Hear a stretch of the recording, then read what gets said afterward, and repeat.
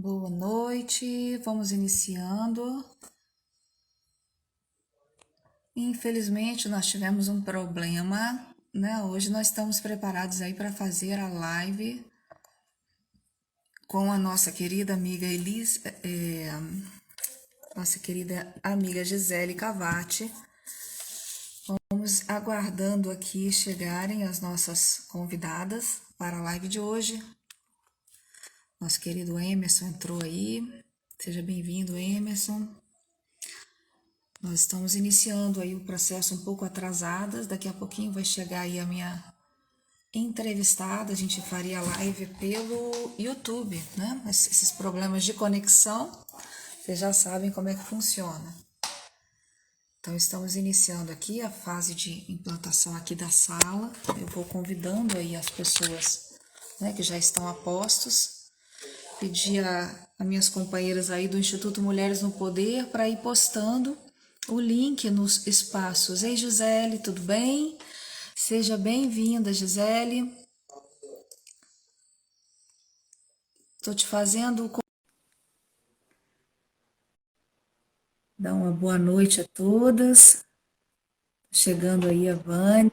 Opa, Gisele, como vai, minha Ei, boa filha? noite. Boa noite. Desculpa o atraso. Problema técnico, mas a gente vai acertar, né? Para isso nós estamos aqui. Vamos acertando. Vamos iniciar então, Gisele. Eu queria fazer primeiro uma apresentação, né, do movimento, falar só um pouquinho, né, porque o mais importante hoje é a gente escutar, né, a sua experiência, né, junto ao terceiro setor, junto aos grupos, né, às instituições de mulheres no nosso estado. Então, primeiro eu quero agradecer a sua presença em nome do Instituto Mulheres no Poder, dizer que nós estamos há um ano, né, funcionando abertamente. Nós ficamos aí durante uns 6 meses a um ano trabalhando internamente, constituindo, né, a ideia, a proposta, até que lançamos no início da pandemia esse movimento que foi concebido todo via web, né, online. E então nós fizemos essa proposta para que a gente tivesse, já no período eleitoral, o ano passado, mudanças significativas na forma de tratar a mulher, para que nós obtivéssemos os primeiros ganhos, né, que é ter as mulheres num percentual mais alto nos espaços de poder.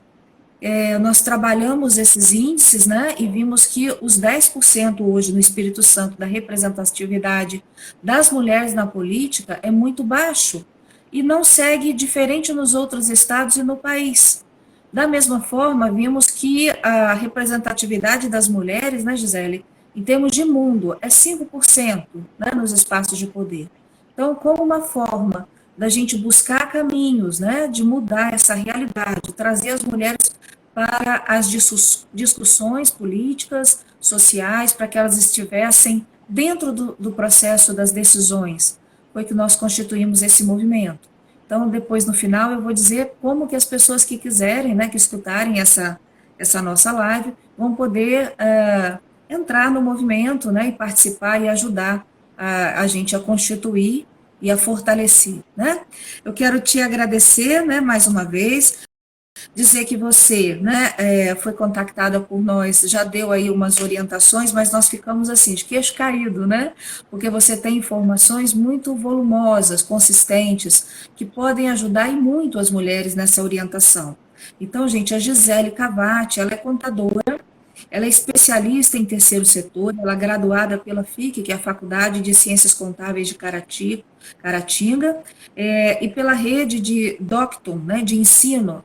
É uma pessoa que tem uma capacidade enorme, já formou várias entidades específicas, né, para ajudar as mulheres. Então, eu queria apresentar, Gisele, fale um pouco da sua atuação, né, da sua experiência, e fala um pouco para a gente, assim, em linhas gerais, o que, que você pensa, né, nessa questão do tema principal que a gente especificou através da experiência com você, né? O papel da família no empoderamento feminino. Fala para a gente, assim, com aquela clareza que você nos falou, né? Como que a família pode contribuir para o empoderamento feminino?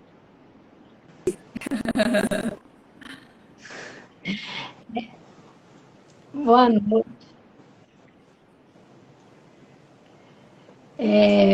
Boa noite.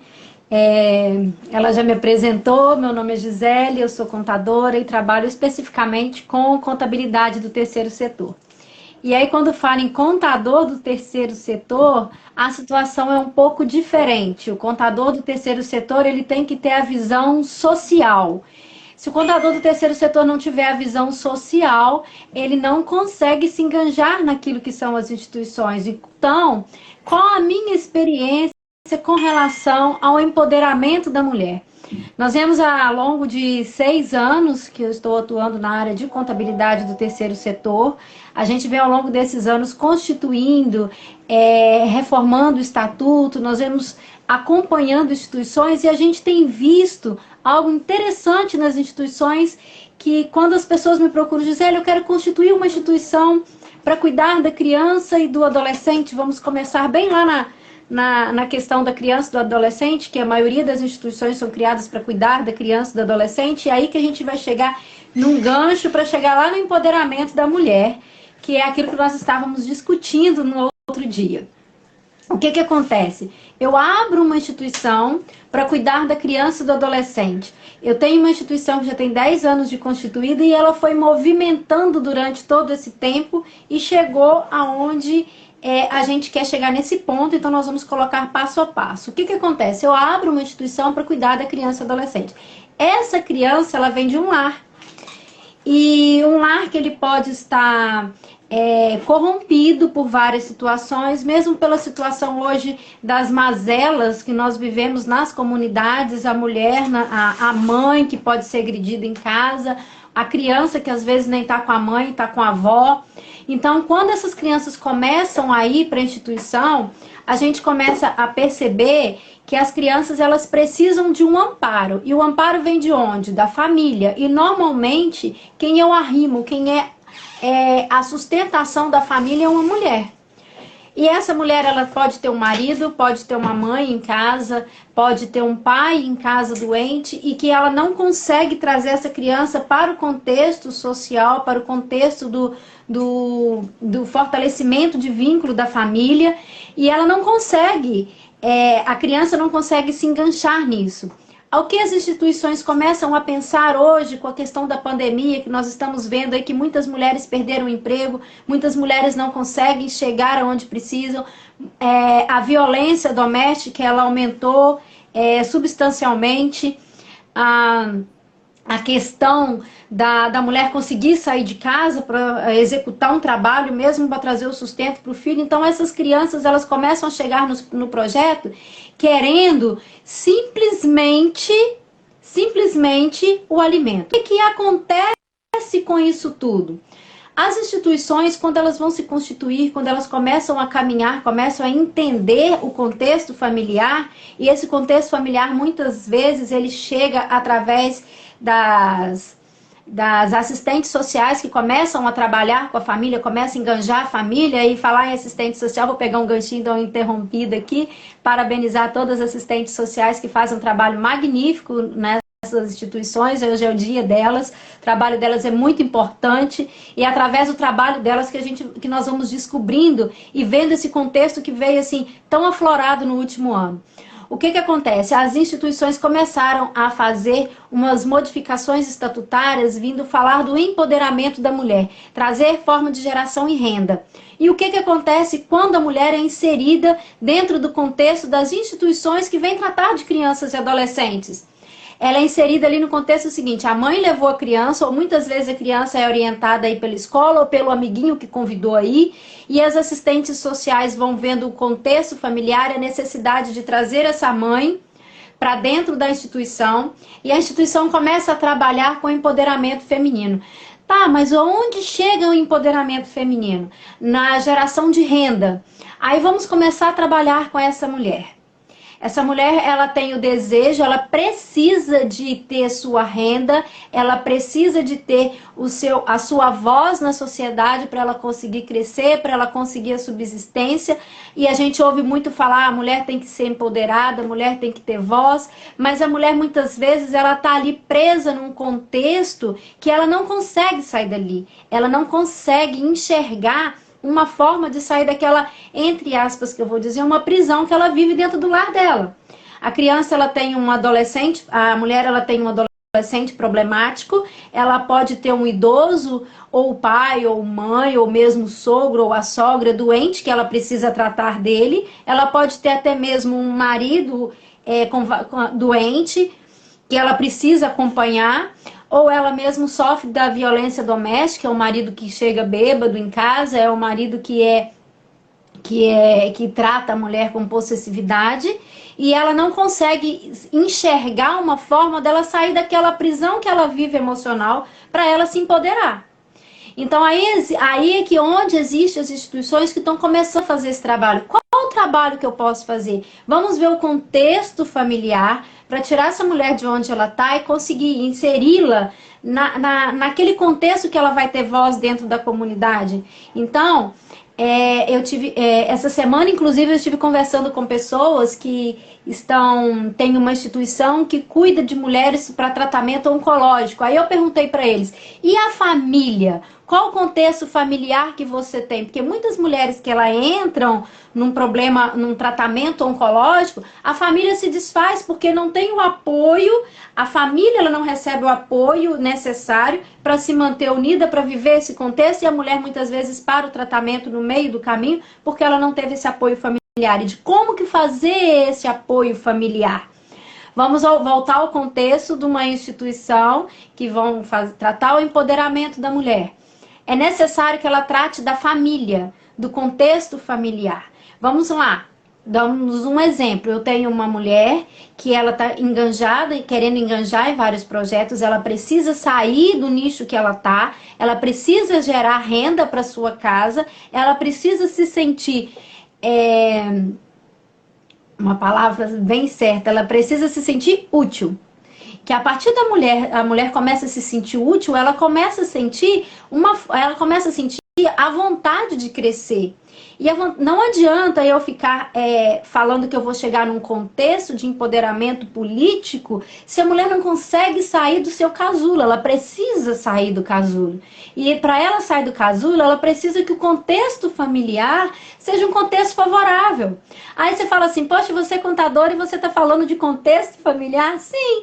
Porque se a gente não ajudar as instituições a pensar dessa forma, as instituições vão cuidar só do adolescente ou vão tentar fazer um trabalho de empoderamento da mulher sem pensar num contexto social, que é aquilo que a gente conversou no outro dia. Eu tenho uma mulher que ela tem várias habilidades, ela tem uma habilidade de artesanato, ela tem habilidade de costura, ela não consegue trabalhar fora, porque existe um idoso doente dentro da sua casa e ela precisa de fazer com que gere uma renda, dela se sentir útil, não se sentir aprisionada e só cuidar daquele idoso, porque ela vai ficar dentro de casa, ela vai ter uma depressão e não vai ter um lar saudável, né?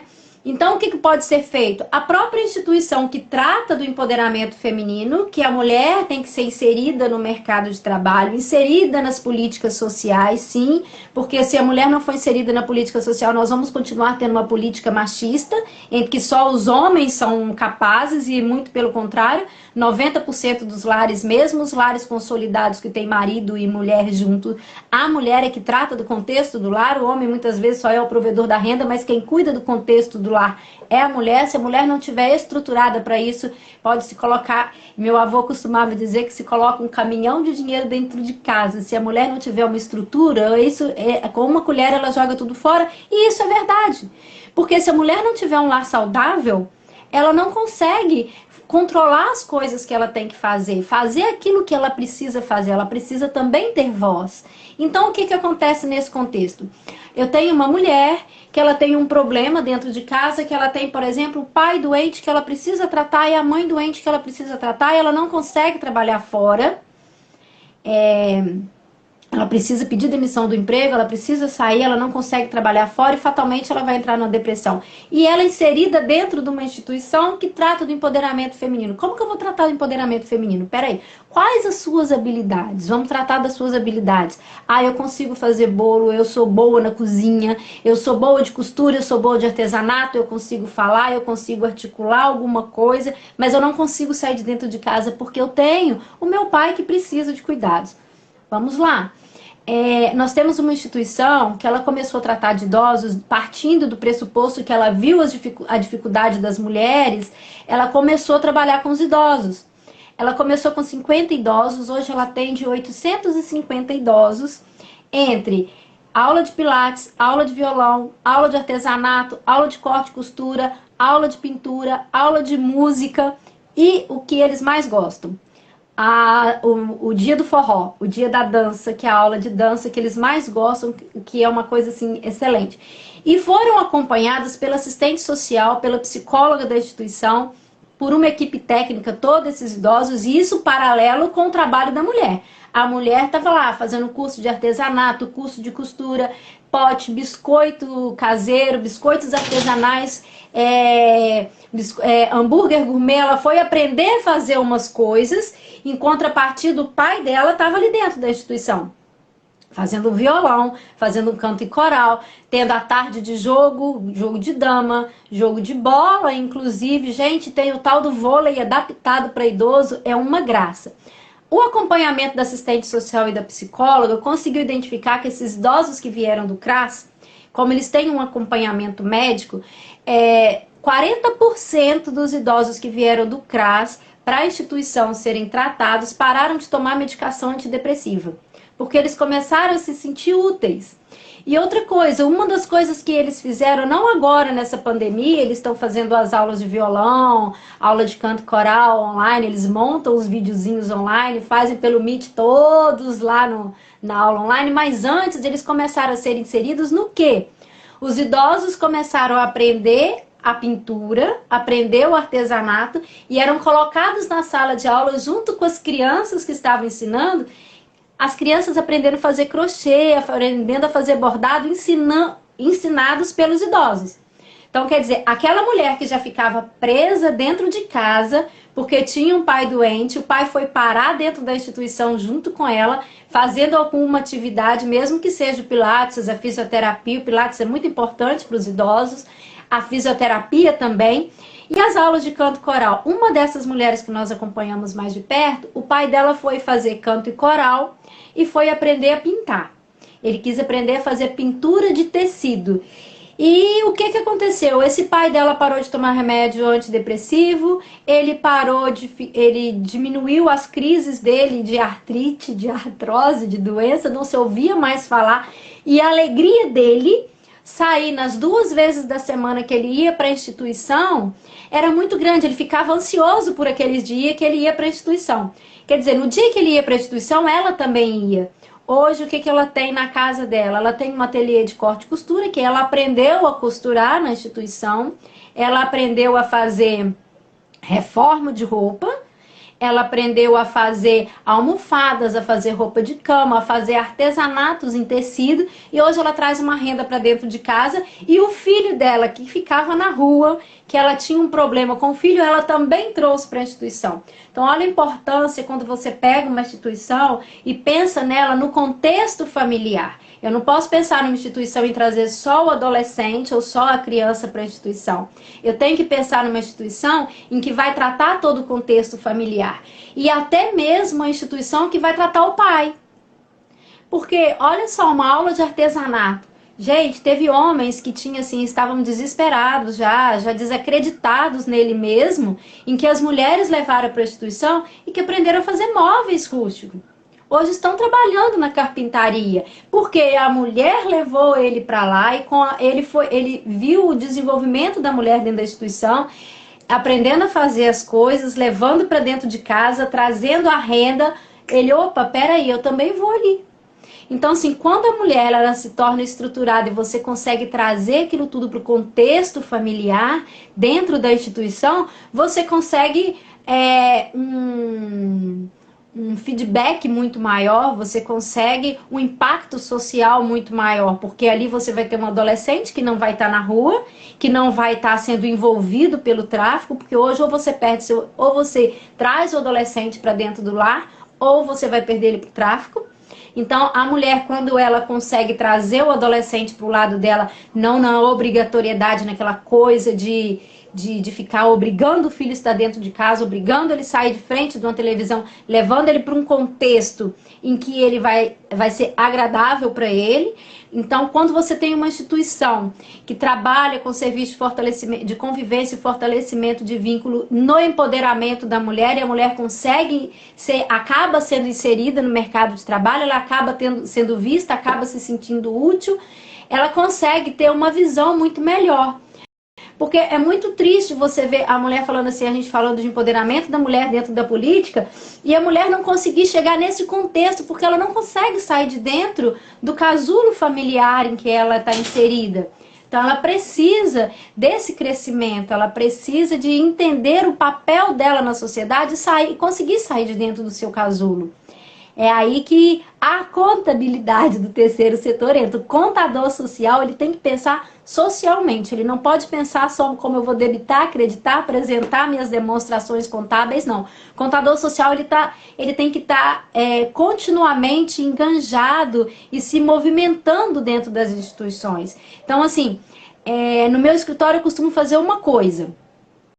Nós não fizemos esse ano, a última que nós fizemos no ano passado é o Café com Palavra, é Café e Prosa, onde nós levamos todas as instituições, e o ano passado, com Café e Prosa, 4 instituições saíram beneficiadas por uma.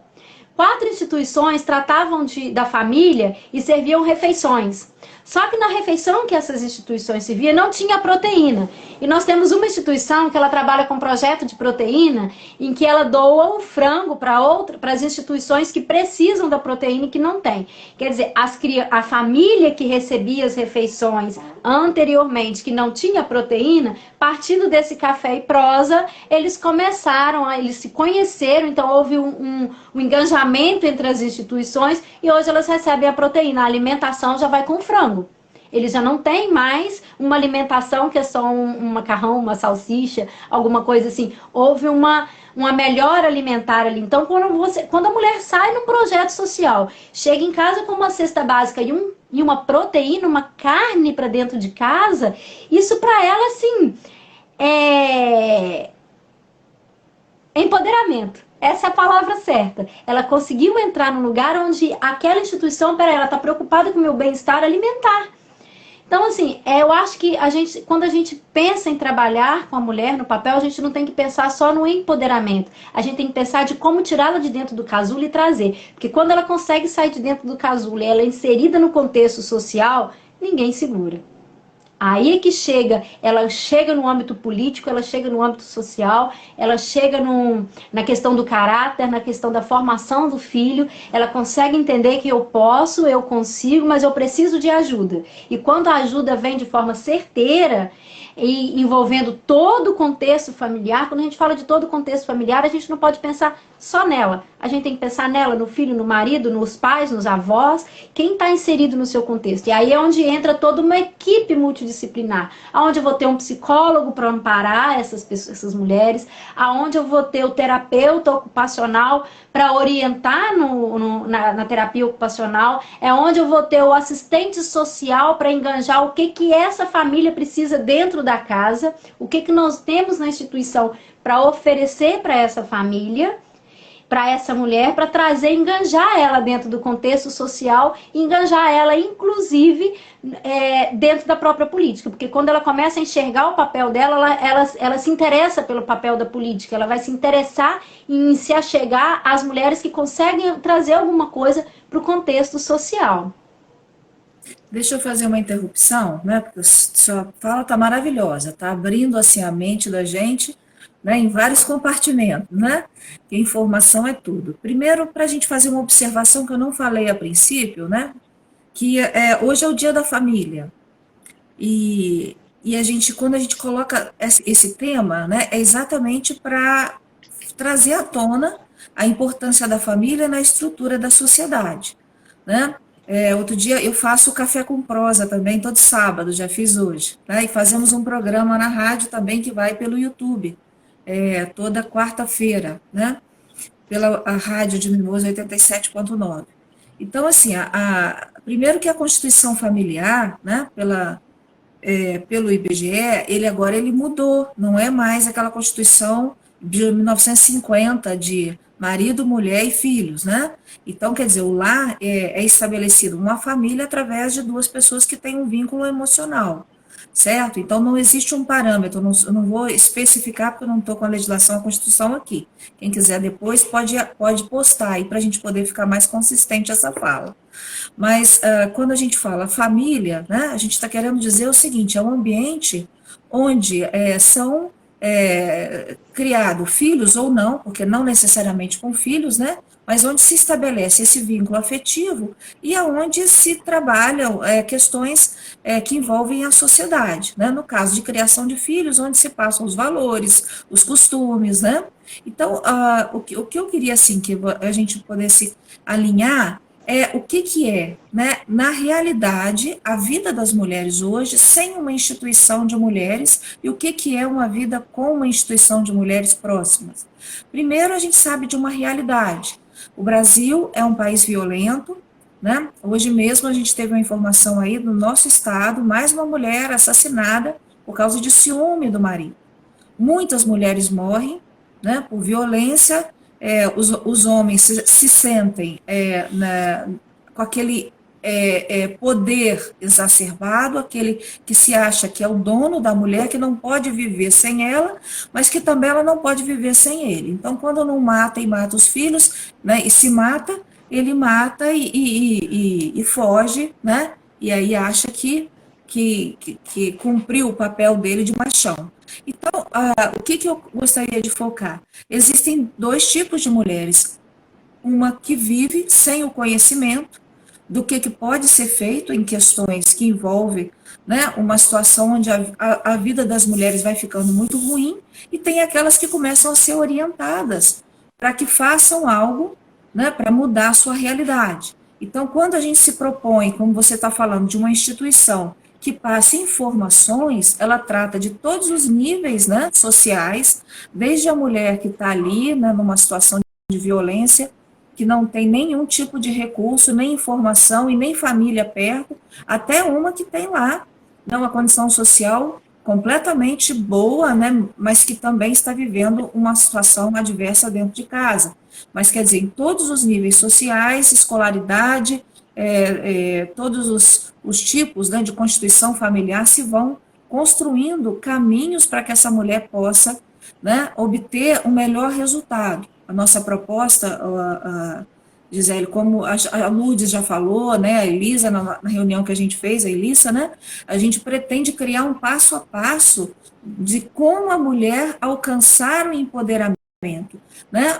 Nós temos o financeiro como muito importante, nós sabemos disso, porque a mulher, quando ela está numa relação onde ela não é respeitada, ela é dona de casa, mas ela não é respeitada por essa opção, que inclusive eu tenho falado, falo sempre, né?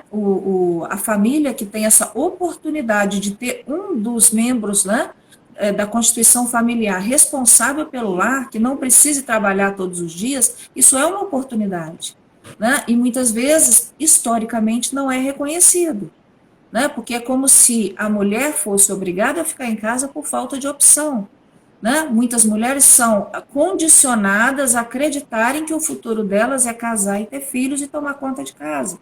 Então, quer dizer, isso hoje a gente precisa de uma mudança numa série de ações de políticas públicas, desde ensinar a Lei Maria da Penha nas escolas, como já existe uma lei que possibilita isso, né? A sociedade compreender que não é normal mulher apanhar, e ela não pode apanhar nem na brincadeira de rua, ela não pode apanhar, né, quando é namorada, ela não pode apanhar depois que casa. Da mesma forma, ela tem que compreender que ela tem que buscar uma forma dela ser feliz e não ter obrigatoriedade de fazer o entorno dela feliz o tempo todo. Fala um pouco para a gente dessa compreensão, né, disso que a gente está falando, para ver se a gente está alinhado com essa proposta da gente formar um movimento, né, que consiga dar esse retorno a essas mulheres. Conversa um pouquinho com a gente sobre isso. Bem, no meu ponto de vista, a mulher primeiro ela tem que aprender a se respeitar e aprender e entender que ela não precisa do outro para ser feliz, ela precisa dela mesma para ser feliz. Apesar de que nós vivemos numa sociedade, nós precisamos de pessoas, mas eu preciso estar bem comigo mesmo para ser feliz. O que acontece? A sociedade veio criando ao longo dos anos uma visão, é aquilo que você falou, que a mulher tem que crescer, casar, ter filhos para ser feliz. Não, ela tem que ser feliz primeiro para depois casar se ela quiser. Não necessariamente tem que cumprir aquele padrão da sociedade. Então, se a mulher ela tem que entender que o papel dela primeiro é com ela. Depois ela vai fazer o entorno dela feliz. Então, quando a gente fala de empoderamento da mulher, é a mulher entender que eu preciso estar bem comigo mesmo, que eu sou alguém que tem o valor e que ninguém vai pôr a mão em mim. O que aconteceu nesse ano? O que a gente viu? Como cresceu a violência familiar? Porque a mulher tem medo. Normalmente, o que acontece, o que a gente tem visto e o que a gente tem sido trazido pelas assistentes sociais, que tem sido, as instituições têm observado, é o seguinte: a mulher muitas vezes ela aceita a violência doméstica por ela estar dependente financeiramente da situação. E ela tem que entender que ela, a partir do momento que ela consegue inserir num contexto em que ela consegue entender o seu valor e que ela consegue trazer o lado financeiro para ela também, ela vai deixar de aceitar aquela violência. Quantas mulheres são violentadas dentro de casa e o que elas falam que para os profissionais da área de psicologia, para os profissionais, a própria assistente social, que o primeiro momento quando elas chegam numa delegacia de mulher, a primeira coisa que elas chegam lá, que ela fala, eu tenho que aceitar porque eu não consigo me sustentar. Tem que entender, ela tem que aprender a gostar dela mesma, entender que ela consegue trazer o sustento para ela e que ela não depende do outro para sobreviver. Quando ela consegue se inserir nesse contexto, que eu preciso cuidar de mim, depois é o outro, aí ela vai conseguir enganchar o que ela tem na vida. Independente do contexto familiar dela, se dentro da casa dela só mora... Existem violência entre amigas. Há um tempo atrás, a gente viu, eram 3 meninas que moravam juntas, e que uma delas era a sargentona da casa. Ela queria obrigar as outras a fazer os trabalhos, porque as outras tinham uma condição financeira menor, inferior à dela, e ela queria bancar e as outras tinham que aceitar. Então isso trouxe um conflito e essas amigas brigaram de uma arrancar os cabelos da outra, porque elas queriam lutar por aquilo ali, sem entender que cada uma tem a sua posição. Eu não tenho que ser subjugada por ninguém, eu não tenho que aceitar... ser subjugada por ninguém. A mulher não precisa disso, ela precisa andar paralelamente com quem está do lado. O contexto familiar, ele é paralelo. Independente da forma como é constituído, ele é paralelo. Não é eu sou melhor que você e eu mando em você. Ela não pode aceitar isso. Então, esse contexto, a violência, muitas vezes, se a mulher aceitar apanhar, o primeiro tapa, se ela reagir ao primeiro tapa, não vai haver o segundo. Ela não pode aceitar um segundo. Porque quando aceita o segundo, acabou. Acaba isso. A mulher, a violência também, ela não é só na questão física, violência psicológica, violência verbal. Você não presta, você não consegue fazer nada, eu que te sustento, eu que faço isso, você não vai... Se você sair da minha casa, você não vai se sustentar, você não vai conseguir, você vai passar fome, você vai parar numa sarjeta, e a mulher acaba acreditando nisso. Independente do contexto familiar que ela tem. Ela acaba acreditando nisso. Então, a partir do momento que ela acredita nisso, ela começa a se sentir, o termo usado certo é esse, ela começa a sentir um trapo humano, ela acha que ela não consegue nada. Então, quando se trata a mulher e que ela consegue sair desse contexto, consegue entender, peraí, eu não preciso disso para ser feliz, eu preciso de cuidar de mim e eu consigo me sustentar assim, eu consigo sobreviver sim, ela consegue sair. E muitas vezes esse trabalho, são poucas as instituições que tratam a mulher nessa questão da violência doméstica, que aumentou muito. Quantas mulheres morreram esse ano?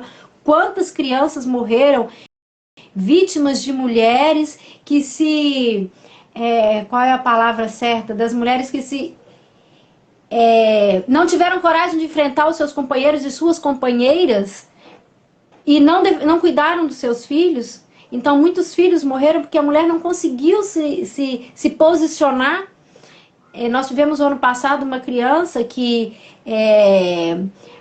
a mãe não conseguiu se defender a criança da outra mãe que não aceitava aquela criança, e a criança foi esquartejada.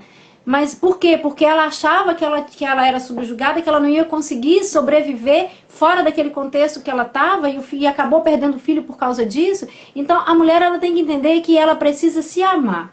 Quando ela se encontrar, quando ela se amar, ela entender que ela consegue sim chegar onde ela quer chegar e sair desse contexto de que eu preciso ser subjugada por alguém, ela consegue inserir no mercado de trabalho, ela consegue, mesmo dentro de casa, ela consegue trazer a provisão dela para dentro de casa, para dentro do seu lar. Então ela não precisa ser subjugada o tempo inteiro, ela precisa sim se encontrar. Então eu acho que o papel da gente como mulher é fazer com que as mulheres se encontrem, com que as mulheres consigam entender o papel delas, entender que ela é poderosa sim, e que ela consegue sobreviver sim, e que ela consegue ser inserida numa comunidade sim, e que não precisa ser subjugada em nenhum ambiente, nenhum contexto familiar. Eu acho que a gente está alinhada nisso, né? Eu penso que a gente sabe o caminho, né? A gente sabe o caminho a percorrer. A prática, na prática, as mulheres precisam de ajuda para sair dessas prisões que elas mesmas entram, não é isso, Gisele? Porque É a exatamente mulher isso. ela tem uma capacidade, assim, ela não sei, hoje a gente já discutiu sobre isso, que a opinião que eu tenho é que isso é passado de mãe para filha, né? Essa necessidade, a sociedade, digamos assim, exige que ela dê conta de tudo, né? Porque ela tem que dar conta, senão ela não é uma boa mãe. Se ela não for, se ela não é uma boa esposa, se ela não der conta de todas as funções. E por que que a mulher tem que ser essa super mulher? Por que que ela tem que dar conta de tantas coisas ao mesmo tempo? Quem que disse que nós temos que dar conta de tudo e não ter tempo para ser feliz, porque a gente está se preocupando sempre com o outro? Porque muitas vezes a sociedade coloca como se fosse uma coisa natural da mulher, né? A mulher é isso, a mulher é aquilo, a mãe é isso, é perfeita, é boa, é tudo de bom. Mas e a mulher, ela vai ser feliz quando? Né? Quando que ela vai ter tempo de olhar para ela como um indivíduo que ela tem direito de ter prazer na vida, de ter satisfação. Será que a satisfação dela é ver todo mundo bem? Eu estou dizendo isso mais um meia-culpa, porque eu sou assim, né? Coloco o meu entorno em primeiro lugar, e quando eu vejo, eu não estou, né, no comando da minha vida, Tá com dando eu conta, comigo tá em primeiro lugar. sobrecarregada. E Não aí é fico isso? cansada, né? Cai cabelo, fico dor de cabeça. Então, quer dizer, eu penso que a gente precisa alinhar essas questões das nossas obrigações, mas que a gente precisa ver assim, eu estou feliz, né? Hoje eu fiz essa reflexão com os meus filhos. Eu sou feliz, porque felicidade, né? Você traça objetivos que você pretende na vida para você alcançar e vai alcançando com o tempo, né? Alegria, eu estou alegre hoje, amanhã eu estou triste, é diferente, não é isso? Então, quando você traça seus objetivos, você tem gratidão pela vida, pela sua saúde, hoje, principalmente, nesse período de pandemia, né? Mas, assim, eu penso que nós, mulheres, precisamos refletir essa quantidade de obrigações que a gente pega. Boa mãe, boa filha, boa esposa, bem na sociedade, tem que estar bonita, a casa tem que estar arrumada, tudo tem que estar perfeito, porque senão alguém fica assim, ó, você não está sendo boa o suficiente. Poxa, Exatamente. não é um Se exagero você isso? deixa de, se você assim, se você deixa de cumprir algum dos papéis que a sociedade te exige, você não é boa mais. E eles querem colocar uma sobrecarga que você não é boa mais. Como você disse, você tem que ser boa esposa, você tem que estar o tempo inteiro alegre, tem que ser boa esposa. Para os seus filhos, você tem que ser a mãe perfeita, comida pronta, roupinha lavada, passada, material escolar ali. Eu tenho que ser super poderosa. Para os filhos, acham que mãe não tem vontade de... Vou usar uma coisa bem normal de mãe. Mãe nunca fecha a porta do banheiro. É incrível. Porque não pode, porque aquele momento dela, tem um filho que vai lá dentro pedir uma coisa, vai pedir outra, vai fazer uma outra. Peraí, é o meu momento. A mãe não pode dormir até mais tarde, porque ela tem que levantar mais cedo para preparar o café para o filho. Peraí, o filho que chega numa determinada idade, ele não pode levantar e fazer o café? A mãe tem que estar com a casa impecável? Ah, hoje não mais. Se a minha casa estiver arrumada, ela tá. Se não tivesse, se for chegar alguém, problema da pessoa que vem na minha casa, ela tem que estar do jeito que eu quero. Se eu chego em casa cansada do trabalho, eu tenho que ter o direito de tomar um banho e botar as pernas para cima no sofá e descansar. Não é que eu tenho que chegar em casa, eu tenho que fazer comida, eu tenho que cuidar da casa, eu tenho que cuidar do marido, eu tenho que cuidar dos filhos, eu tenho que cuidar da minha mãe, tenho que atender o meu irmão, tenho que atender a minha irmã, tenho que fazer tudo, eu tenho que ser super poderosa. E eu não sou super poderosa é a Mulher Maravilha, que vive no fantástico mundo de Bob, dos cinemas, que ela faz tudo. Mas aí o que acontece? Criou-se uma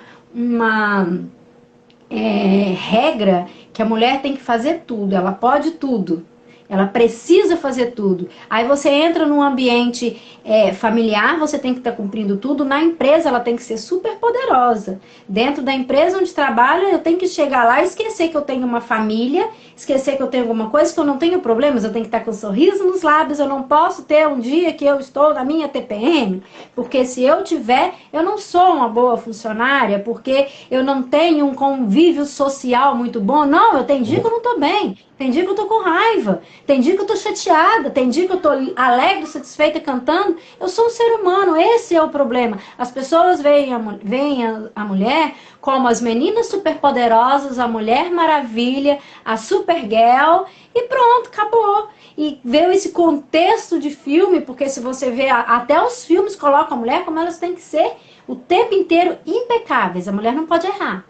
Ela não pode dar um deslize. Ela não pode chegar no dia de trabalho, eu tô cansada, eu tive uma noite ruim de sono, eu tive um filho que passou mal a noite inteira, eu fiquei acordada e eu tenho que chegar com um sorriso nos lábios, porque se eu não chegar assim, eu não sou uma boa funcionária. Então eu acho que esse contexto da Mulher Maravilha, ele tem que ser quebrado. A mulher não é Mulher Maravilha. Então, o desenho das meninas superpoderosas, ela tem que estar alegre, tem que estar agindo o tempo inteiro. Eu não sou superpoderosa. Eu tenho vontades, eu tenho dias que eu tô triste, tem dia que eu tô na TPM, tem dia que eu quero rir, brincar, tem dia que eu quero cantar e tem dia que eu quero ficar quietinha no meu canto. Então, me deixa quieta no meu canto. Então, Gisele, eu vou falar assim, a gente acaba sendo forjado, não é isso? A gente é forjado pela sociedade que a gente vive. Nós chegamos nesse grau onde a gente realmente, nós temos potencial para fazer várias coisas ao mesmo tempo, né? A gente vê assim, que às vezes vamos botar por mim, para não ficar falar dos outros, né? Eu às vezes não foco em algo para conseguir, ao ponto de eu me aperfeiçoar, mas eu dou conta de muitas coisas ao mesmo tempo. Então, isso é uma situação, alguém, acho que foi a Vânia, né, o Instituto Berta Lutz está aqui conosco, né? Junto com vários outros, que depois eu faço aí um agradecimento pela presença. E a pergunta era assim, por que a gente tem que assumir isso tudo? Por que a gente não equilibra esses serviços e essas funções? Por que a gente não tem coragem de discutir com os nossos parceiros, né? Aquilo que nos aflige, para poder a gente trazer à tona uma realidade, né? Vamos colocar, não na minha situação, mas outras, né? Pessoas que vivem aí, como você falou, trabalham, a renda vai para dentro de casa, a renda dos dois, e quando chega em casa, o marido vai descansar e a mulher vai para fazer a jornada dupla ou tripla, né? Por que ela bota isso na cabeça dela, de que ela precisa fazer essa função, senão ela não vai ser perfeita, né? Então, essa desconstrução, ela precisa ser feita. A gente precisa discutir isso em todos os âmbitos, na sociedade, nas igrejas, né? Porque a igreja também ele é um ambiente de análise. Existem igrejas, né, que estimulam a mulher a ser passiva, inclusive em situações de violência, dizendo que o marido vai consertar, que Deus vai agir. Eu tenho certeza que Deus age, mas age muito mais rápido se ela denunciar, né? Porque a estatística diz que a mulher que denuncia, né, a reincidência, ela é um percentual mínimo, né? Então, quer dizer, nós temos uma série de construções, novas construções para serem feitas na sociedade, para que a gente possa buscar esse equilíbrio, né, onde a mulher ela fique menos sobrecarregada, mais ajudada na família. Na verdade, não é ajudada, né, gente? É um lar de todos. Por que, que a gente usa esse nome? Eu preciso de ajuda. A gente mora numa mesma casa. Então, é cada um saber a sua responsabilidade, não é isso? Porque quando a gente vai ajudar, é quando você vai fazer o serviço de outro. Não é isso? Vamos analisar bem? Eu não preciso de ajuda, eu preciso de divisão, né, de trabalho. E aí os filhos entenderem dessa forma, porque os filhos que a gente cria hoje são os futuros, né, as futuras famílias que serão formadas. Quando eu falo hoje eu mesmo falei, olha, nós estamos falhando na criação dos meninos. Por quê? Meninos que surgem, né, e depois eles matam suas esposas, né, nascem, crescem dentro de escolas, de igrejas, de vários, onde que não foi visto, né, que esse ser humano ele estava com a sua essência comprometida ao ponto de ter que acabar com a vida de outro ser humano. Essa é a raiz da questão. Então, quando eu entro nesse assunto, eu falo da mulher na política. É um âmbito, né, que a gente quer tratar, que é onde essa mulher, né, que tem todas essas possibilidades de se aperfeiçoar, de melhorar, de se colocar à disposição aí do outro, né, mas que ela, dentro de uma referência profissional, ela pode e deve buscar um caminho onde ela vai buscar esse espaço na vida pública.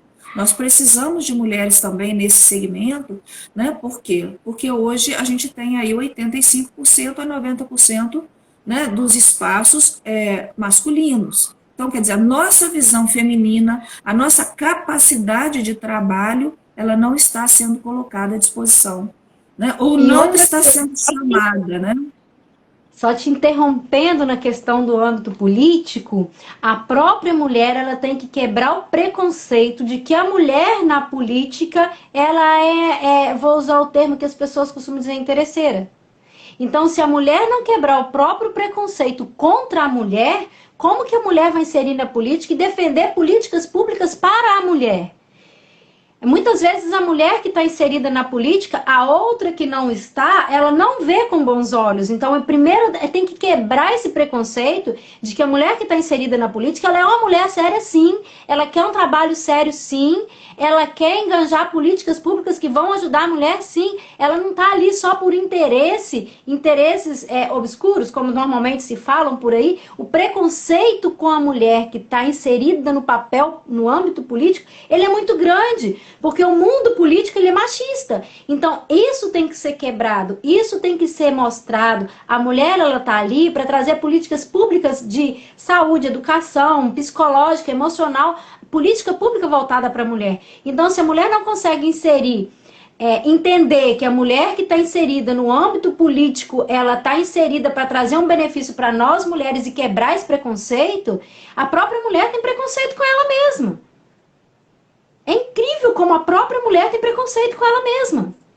Sim, e falando, né, nesse aspecto, você imagina que nós temos, né, uma situação extremamente constrangedora para as mulheres nessa questão da representatividade, que é a questão das mulheres laranja, né? Então, elas são chamadas para participar do processo na última hora, somente para completar a cota. Eu já conversei com vários presidentes de partido, essa é uma luta que a gente tem com os presidentes, com os partidos, para chamarem as mulheres para os diretórios, porque a partir do momento que as mulheres entrarem nos diretórios partidários, que a gente chama a paridade, isso não vai acontecer, porque vão ser trabalhadas nomes e empoderamento feminino específico para a política, para que essas mulheres elas estejam se preparando em 4 anos para cada eleição, né? Então, quer dizer, o que você falou agora, que a mulher é uma mulher, ela é direita, né? Que muitas vezes as pessoas acham que política, por ser uma das áreas, né, que tem maior rejeição da população, né, porque dificilmente você escuta as coisas positivas do político, você só escuta, né, as negativas, seja de um adversário ou do outro, fica um se engalfinhando com o outro, não é isso? Então, quer dizer, dá a impressão para a população que política é uma coisa podre, ruim. Porém, se a gente não tiver a política, a gente não tem o Estado constituído, né? Os municípios não andam, o Estado não anda, as coisas acontecem, né, próximo da gente. Por exemplo, eu preciso de estrada, eu para chegar em casa eu preciso de estrada.